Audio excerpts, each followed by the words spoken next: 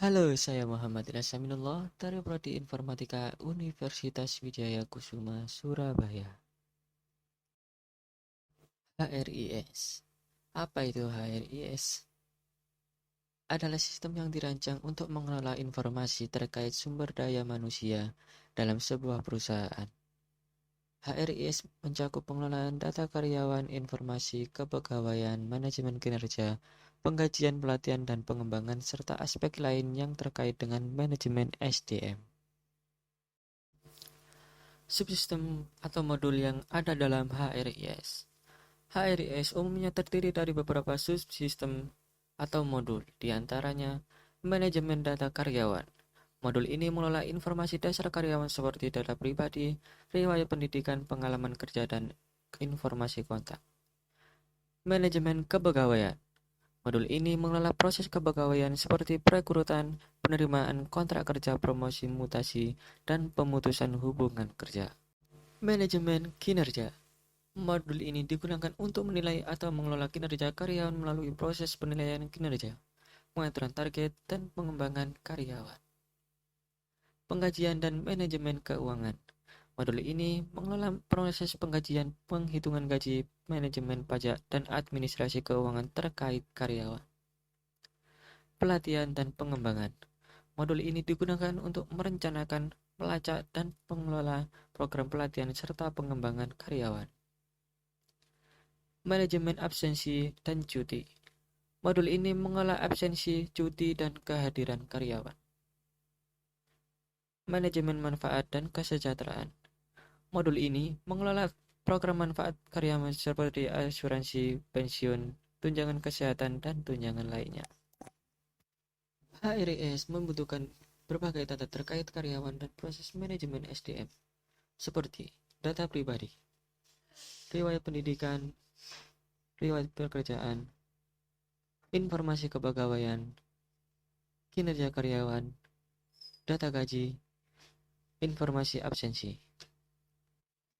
HRS menghasilkan informasi dari data yang telah diinputkan, meliputi laporan kepegawaian, laporan kinerja, laporan gaji dan pajak, laporan absensi, dan informasi pelatihan.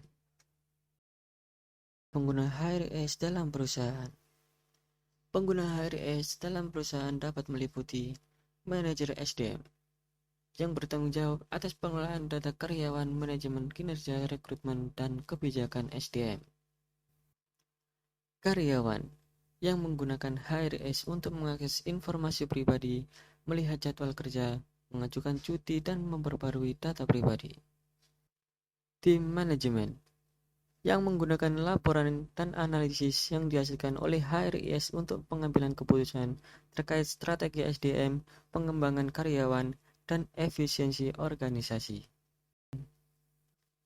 Tim keuangan menggunakan HRS untuk pengelolaan penggajian, administrasi pajak, dan laporan keuangan terkait karyawan. IT atau administrator sistem bertanggung jawab atas pengelolaan dan pemeliharaan sistem HRS. Penerapan HRS di dalam perusahaan dapat memiliki dampak yang signifikan, antara lain efisiensi administrasi. HRS mengotomatisasi banyak tugas administratif terkait SDM, mengurangi ketergantungan pada proses manual, dan menghemat waktu serta sumber daya. Pengelolaan data yang efektif. HRS membantu dalam pengumpulan, penyimpanan, dan pemrosesan data karyawan secara terorganisir dan aman. Peningkatan akurasi dan ketepatan. HRS mengurangi kesalahan manusia dalam pengelolaan data dan penggajian, serta meningkatkan akurasi dan ketepatan informasi. Dan transparansi. HRS memberikan akses yang mudah bagi karyawan untuk melihat dan memperbarui informasi pribadi, serta memahami kebijakan dan prosedur perusahaan. Manajemen kinerja yang efektif.